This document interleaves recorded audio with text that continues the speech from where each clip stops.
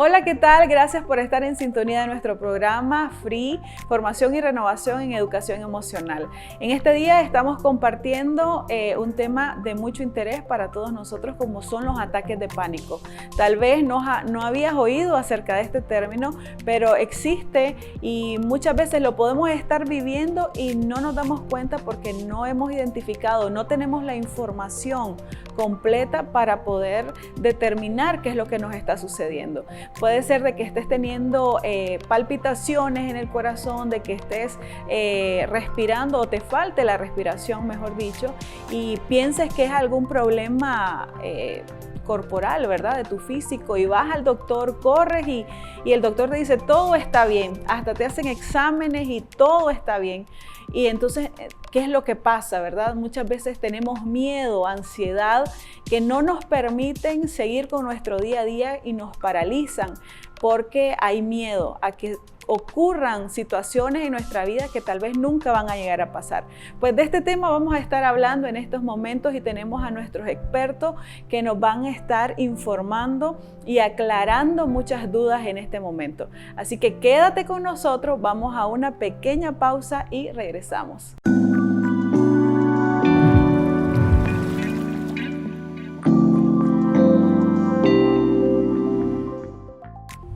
Estamos de regreso en nuestro programa Free abordando un tema que posiblemente hemos escuchado pero no tenemos toda la información, así que tenemos a nuestros expertos, nuestras psicólogas Mildred y Silvia. ¿Qué tal? ¿Cómo están? Gracias por estar con nosotros. Gracias, un gusto estar por acá de nuevo con ustedes. Un placer estar de nuevo por acá. Gracias por venir. Para empezar, Mildred, ¿qué es ataques de pánico? Cuando hablamos de ataques de pánico es un miedo intenso que la persona está experimentando y es un miedo que viene de adentro. ¿Por qué? Porque alrededor no tenemos ningún estímulo que me esté provocando. Por lo tanto, al sentir la persona un miedo intenso que no sabe de dónde proviene, comienza automáticamente a perder el control, a no saber qué es lo que pasa y por ende tiene miedo a morir, porque además de tener un miedo intenso, hay una sintomatología alrededor de este que la persona dice, pueden ser tres cosas: estoy perdiendo el control, me voy a morir o me voy a volver loca. Entonces, hay una rumiación del pensamiento entre estas tres probabilidades. Entonces, ya es como una lucha entre algo probable y algo real. El miedo que la persona experimenta, cree ella que, no es algo real, pero ella lo asume de esa manera. Entonces se va incrementando cada vez más y esto es ayudado precisamente por la parte del pensamiento que nosotros estamos elaborando. Entonces la persona de manera negativa se está diciendo muchas cosas. Entonces es precisamente el pensamiento el que está provocando la intensidad de lo que la persona está experimentando. Me voy a volver loca, me están viendo, me siento mal, aquí no más voy a caer, ¿quién me va a rescatar? Entonces, esa avalancha de pensamiento es lo que precisamente hace que la persona se vuelva más vulnerable y pueda colapsar. El ataque de pánico, una persona lo puede experimentar una o dos veces en toda su vida cuando hablamos de ataques de pánico. Si fuese algo recurrente que pasa por mucho tiempo, meses, semanas, entonces ya estaríamos hablando de un trastorno del pánico. Y esto también tiene mucho que ver con las personas que generan mucha ansiedad. Entonces, doctora, prácticamente es como de algo que no ha pasado ni va a pasar posiblemente, pero uno la mente está ideando un sinnúmero de situaciones que se pueden desencadenar y tal vez nunca lleguen a pasar. Exactamente. Posteriormente vamos a hablar de las causas, de dónde aparentemente se origina, porque no hay un origen específico. Pero sí hay muchos desencadenantes que nos pueden llevar a un ataque de pánico. Si por ejemplo la persona, tal vez algunos de nuestros audientes está escuchando y tal vez tiene alguna situación difícil que está viviendo, problemas, ¿verdad? Como todos vivimos, pero esa persona cree tal vez de que no lo va a poder resolver, entonces de ahí puede provenir de tal vez de tener una situación difícil y no saber manejarla, no saber controlarla. Exactamente. Por ejemplo, hay una persona que cuenta que estaba con su papá, una persona de edad adulta, y estaban compartiendo, y de repente al señor le comenzó a dar un paro cardíaco. Él vino, abrazó a su padre, y el señor, bueno, después entró a rehabilitación y mejoró. Con los años, esta persona comenzó a generar ataques de pánico, que no sabía, pero claro, al hacer historia clínica, miramos que hay un origen y fue un factor desencadenante el episodio que vivió con su papá. Pero hay situaciones, doctora, donde tal vez estás bien y de repente pueden venir estos ataques de pánico. Claro, así es, vienen aparentemente de la nada, pero tiene que ver con el temperamento de la persona, la vulnerabilidad de una persona. Las personas que realmente tienden a la ansiedad, a generar muchos pensamientos, y si me van a robar, y si salgo a la calle y me pasa algo, y si me muero, entonces todo ese pensamiento en torno a la ansiedad, que si me va a pasar algo, entonces lo que hago yo es alterar mi pensamiento y se genera esa avalancha que me ocasiona, probablemente puedo terminar en un ataque de pánico. Psicóloga, ¿cómo es la sintomatología del ataque de pánico? Sí, es que para complementar un poco lo que decía Mildred sobre los ataques de pánico súbitos o inesperados, es que el ser humano, dentro de su condición instintiva, tiene la característica de enfrentar o huir. Si vemos un león que viene corriendo hacia nosotros, vamos a huir o vamos a quedarnos paralizadas y nos da un ataque de pánico. Y dentro de la huida también vamos con pánico, vamos corriendo. Entonces eso es parte de la condición humana de enfrentar o huir. Pero cuando nosotros tenemos problemas, cuando nosotros tenemos situaciones que no resolvemos, cuando nosotros vivimos una vida tan agitada, tan vulnerable hacia todos los factores económicos, sociales y todos los factores que tienen que conjugar en nuestra vida, eso hace de que nosotros entremos en una condición de pensamientos negativos que nos provoca esos estados de pánico. Cuando comenzamos a tener la sintomatología de tener palpitaciones, sudoraciones, tenemos mareos, tenemos dolores abdominales, nos dan dolores en el tórax, tenemos mucha, digamos, parestesia se llama, que es entumecimiento o hormigueo en nuestro cuerpo.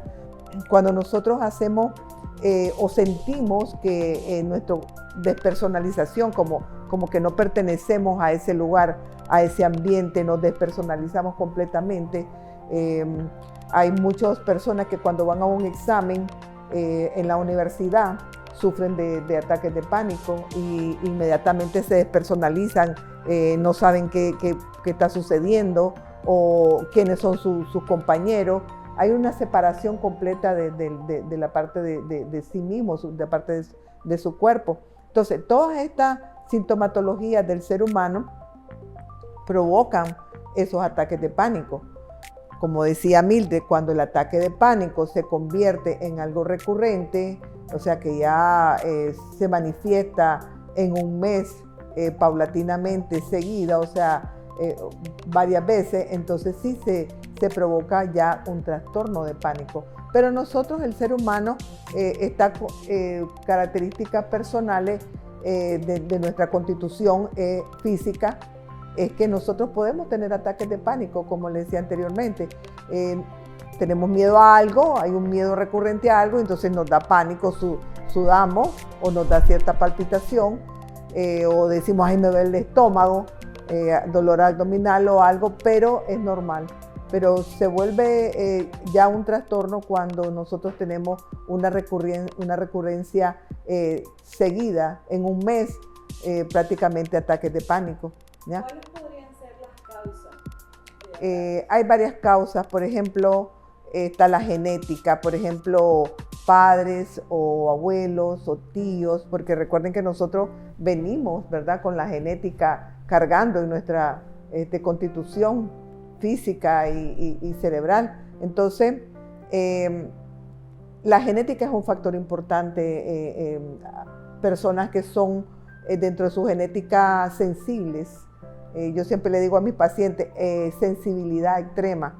Hay una sensibilidad extrema del ser humano en la captación de los problemas, en enfrentar esos problemas, en enfrentar esas situaciones. Por ejemplo, en los jóvenes, las clases, digamos, en los adultos, en los trabajos, la situación familiar, los hijos. Entonces, todas esas situaciones hacen que la sensibilidad extrema provoque un estrés que realmente no lo podemos controlar. Entonces está la genética, está enfrentar el estrés, está la sensibilidad que genera prácticamente mayor control del estrés en cuanto a la condición del ser humano, y la parte cerebral. También la parte cerebral es muy importante porque a veces cuando nosotros tenemos cambios en nuestra forma de pensar, hace que esa negatividad de nuestros pensamientos, cuando no son positivos, entonces provoca prácticamente estados de pánico. Genéticamente dice que esto se puede entonces heredar de alguna manera. Genéticamente no es que se hereda el ataque de pánico, porque nuestra característica es, como le digo, enfrentar o huir.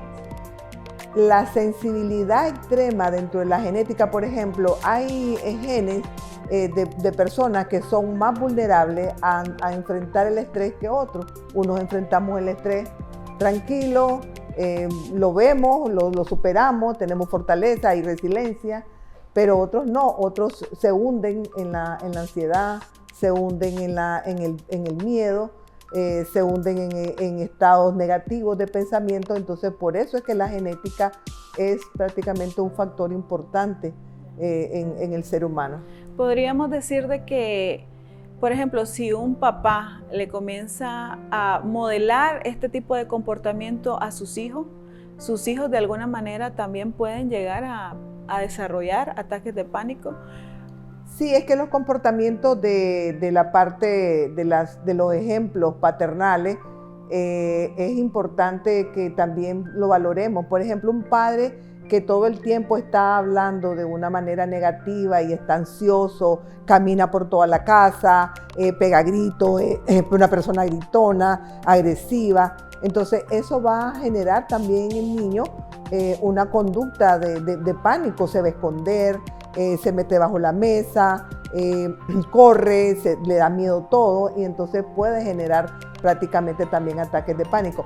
Se va a volver un trastorno cuando ese niño provoque, por cualquier circunstancia de su vida que no puede enfrentar, le va a provocar ataques de pánico. Entonces se va a volver un trastorno de él, prácticamente de pánico. Gracias, doctora. Vamos a ir a una breve pausa, pero vamos a regresar con los criterios para poder diagnosticar ataques de pánico.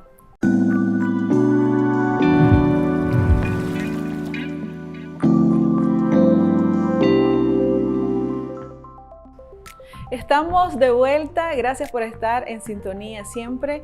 Estamos hablando acerca de los ataques de pánico y hemos estado avanzando, ¿verdad?, acerca de la sintomatología y de las causas que provocan los ataques de pánico. Y para eso vamos a continuar con la doctora Silvia, que nos está hablando acerca de los criterios para diagnosticar los ataques de pánico.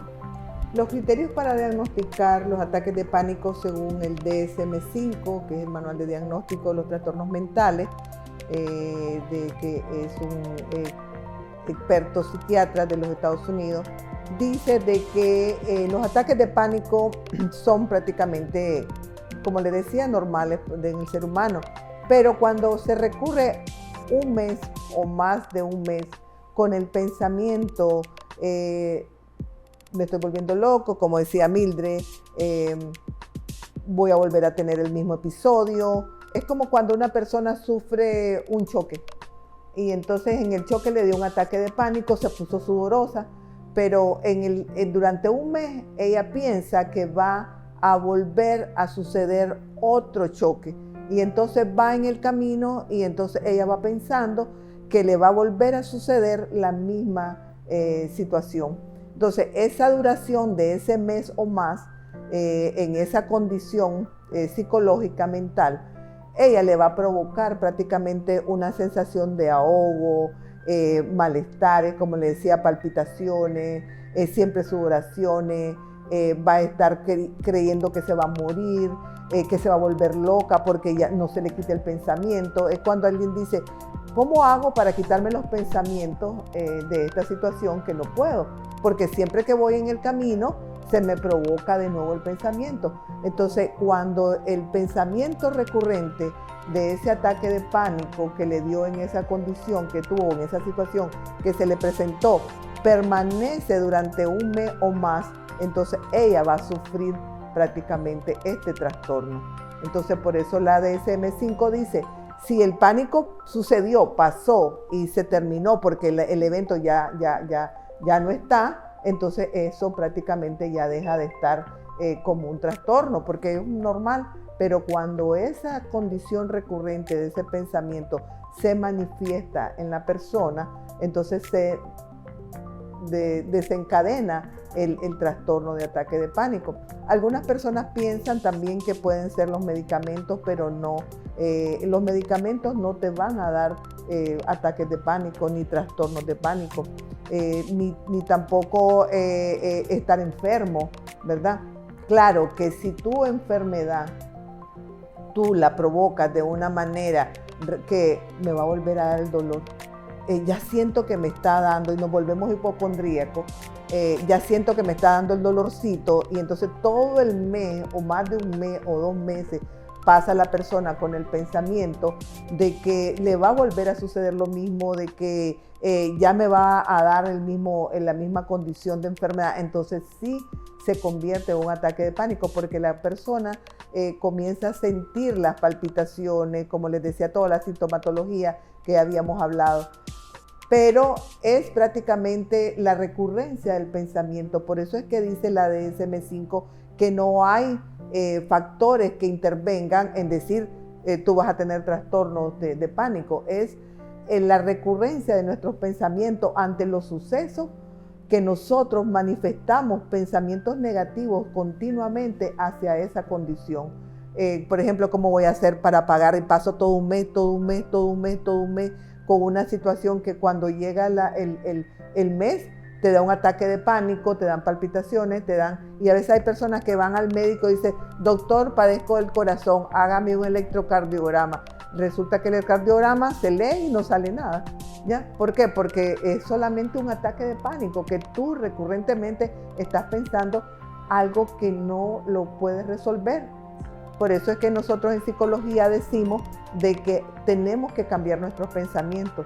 Nuestros pensamientos, cuando son negativos, provocan muchas enfermedades, y no solamente los ataques de pánico, otros, ¿verdad? Que podemos hablar más a profundidad en otro tema, pero que son prácticamente importantes que nosotros valoremos cómo estamos pensando, cómo estamos teniendo esa capacidad de tener esos pensamientos positivos. Alguien dice, pero ¿cómo voy a tener pensamientos positivos si tengo tantos problemas? Lo podemos tener. Los pensamientos positivos son importantes. Tal vez no lo vamos a solucionar como nosotros queremos o creemos que lo vamos a solucionar, pero hay una salida. Por eso es que el enfrentar o huir es que huimos y hay una salida, y enfrentamos y hay otra salida. Entonces, desde ahí estamos viendo que hay 2 salidas. Al enfrentar o huir hay salida, pero nosotros nos estancamos en esa condición de pensamiento que nos provocan esos ataques de pánico, que es el tema que hoy estamos tocando, pero también nos pueden provocar otro tipo de enfermedades en nuestra vida. ¿Cuáles serían, Mildred, los factores de riesgo y de pronóstico para los ataques de pánico? Bueno, tenemos 2 factores, el temperamental y el ambiental. Cuando hablamos de temperamental, estamos hablando básicamente del estrés que vivimos día a día, como mencionaba Silvia, una vida demasiado estresada, obviamente que nos lleva muchas veces a querer calcularlo todo, a tenerlo controlado todo. Entonces, Cuando miramos que las personas que enfrentan un ataque de pánico muchas veces son aquellas personas que son muy estrictas con ellas mismas, muchas veces personas que se aíslan, entonces no buscan ese contacto, esa comunicación, y es precisamente por eso en que el pensamiento las personas lo están reciclando. Entonces, al reciclar un pensamiento de manera negativa, miramos cómo la persona cae en esta turbulencia de pensamiento y llegamos al punto de me voy a morir, no hay nadie a mi lado, porque yo lo quiero controlar. Entonces miramos personas que quieren controlarlo todo en su entorno, que cae y son muy vulnerables a la negatividad.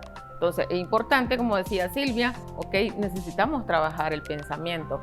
Lo que hoy estamos viviendo, estamos un poquito luchando más y la gente se está enfrentando más a un terapeuta. Normalmente era un tabú ir a un terapeuta, pero realmente es necesario porque es la otra parte, la otra cara, es el espejo retrovisor de la persona. Necesitamos a alguien que nos pueda confrontar, necesitamos a alguien que realmente me cuestione la idea negativa que yo estoy haciendo en mi mente. Entonces es importante venir y trabajar esta parte. La otra es la parte ambiental, la pandemia, algo externo, no tanto interno, porque cuando hablamos del temperamento es mi vulnerabilidad a sugestionarme, a pensar de manera negativa.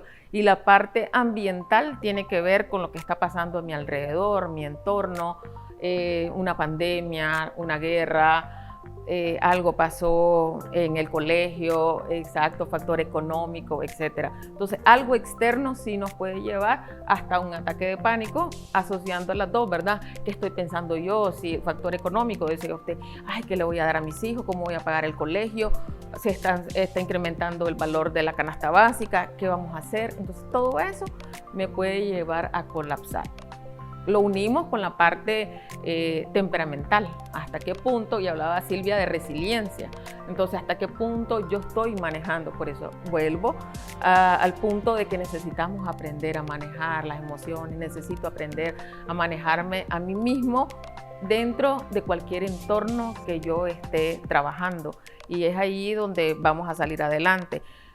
Ahorita que estaba hablando me recordaba un caso de una joven que tomaba mucho energizante. Y precisamente el tomar mucho energizante la llevó hasta la clínica porque estaba padeciendo ataques de pánico. Mencionaba Silvia, de repente te hacen chequeos porque claro, lo primero que viene a tu mente es estoy experimentando taquicardia, me sudan las manos, me duele la cabeza, y entonces la gente experimenta todo eso y vamos al médico. Vas a un médico, vas al otro y estás pagando y te haces todos los exámenes y te das cuenta que no tenés nada. Hasta ahí venimos y decimos, es algo psicológico.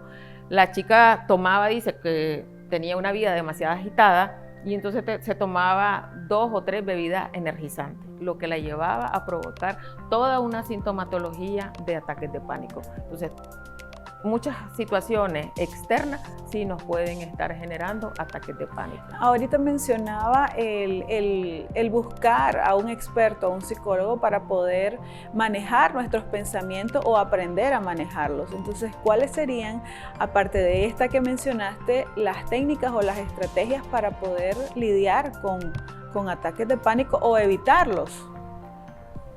Bueno, número 1, necesitamos saber de que un ataque de pánico es de corta duración y va de 10 a 15 minutos. Entonces, si es algo más prolongado, ya no estamos hablando de un ataque de pánico. Número 1, yo diría, la persona tiene que saber que esto va a pasar, ¿verdad? Es como decir, me está viniendo toda esta sintomatología que estoy experimentando, pero va a pasar. ¿Cuál es? ¿Por qué esto se puede incrementar? Porque la persona acompaña el pensamiento y es, me estoy muriendo, aquí voy a colapsar. Entonces necesitamos trabajar en que esto va a pasar, de que es un ataque de pánico. Cuando ya sabemos que es un ataque de pánico, es un ataque de pánico, ya va a pasar, ya lo he vivido algunas otras veces y ya va a calmarse. Silvia. Sí, lo que pasa es que nosotros tenemos que ser realistas. Tenemos que ser realistas en el sentido de saber qué es lo que realmente estamos sintiendo. y en ese momento enfocarnos en una realidad. Cuando nosotros no somos realistas, cuando nuestros pensamientos son prácticamente irrelevantes y que no tienen fundamento, es como cuando hablamos de irracionales. Somos irracionales en el sentido de que estamos teniendo pensamientos irracionales que no son reales. Se dice que el 90% o el 80% de nuestros pensamientos no son válidos, ¿ya? Sino que a veces no son reales. Creemos que algo malo va a pasar y no pasa nada, ¿verdad? Creo que entonces, sí, todo lo que están compartiendo es de mucho interés para todos nosotros. Estamos ya por acabar este tiempo, pero creo que algo importante que acaban de mencionar es que, bueno, los ataques de pánico siempre vienen por causa de que nuestros pensamientos están maquinando miles de cosas y no nos deja tener paz en alguna situación. Creo que cuando estamos experimentando alguna ansiedad, alguna preocupación que no podemos obviarlo, y decía la doctora, hay que ser realista, estamos viviendo situaciones difíciles en este momento, pero tenemos que buscar paz en nuestra mente, en nuestro espíritu y poder controlar de alguna manera los pensamientos. Cuando vengan pensamientos negativos, comienza a buscar cómo leer, tal vez leer un libro, tal vez cómo distraerte, cómo salir a caminar, tomar un poco de sol. Creo que hay muchas cosas que podemos hacer para tratar de desviar esos pensamientos y buscar cómo evitar que vengan esos ataques de pánico. Pero ya sabes de que es importante de que si tú estás viviendo esto también que busques un psicólogo, porque es importante que podamos expresar lo que estamos viviendo. Muchas veces nos quedamos callados y estamos viviendo solos los problemas y tal vez no tienes la confianza de hablar con otra persona, pero sí puedes buscar a un psicólogo, que es normal, hoy en día es normal por todo lo que estamos viviendo, buscar a alguien, poder expresarte y que esta persona te ayude y te dé algunos consejos que son útiles para nuestra vida. Así que gracias por estar en sintonía con nosotros, esperamos que haya sido de agrado este tema y cualquier duda, pues que siempre busques ayuda. Así que gracias por estar con nosotros y te esperamos en nuestro próximo programa.